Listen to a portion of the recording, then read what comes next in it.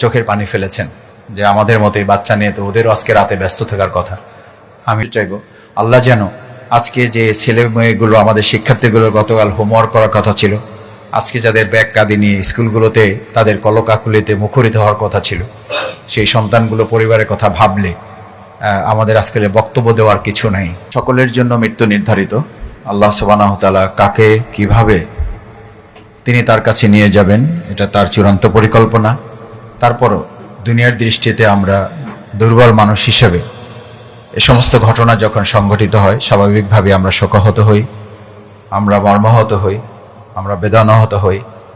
তারই অংশ হিসাবে আজকে আমাদের কোমলমতি শিক্ষার্থী যারা ইতিমধ্যে আল্লাহর কাছে চলে গেছেন, আমরা আল্লাহর কাছে দোয়া করি আল্লাহ তাআলা তাদের শাহাদাতের মর্যাদা দান করুন। এদের মধ্যে অনেক শিক্ষার্থী আছেন যারা হয়তো জীবনে এখনো কোনো গুনাহই করেন নাই, পাপ করার মতো বয়সই তাদের হয় নাই। আমার মন বলে তাদের কারণে আল্লাহ তাআলা সবাইকে মাফ করে দিবেন এবং তাদেরকে জান্নাতের উচ্চ মর্যাদা তাদের সবাইকে দান করবেন।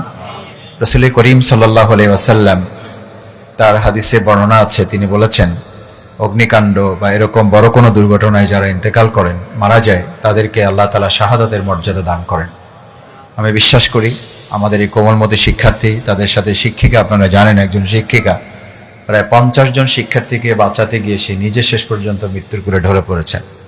এটা আমাদের প্রিয় বাংলাদেশ, এটাই হচ্ছে আমাদের দেশের মানবিকতা। এই মানবিক বাংলাদেশী বিনির্মাণের জন্য আমরা সবাই মিলে চেষ্টা করছি। আমরা বিশেষভাবে সেই শিক্ষিকাকে স্মরণ করি।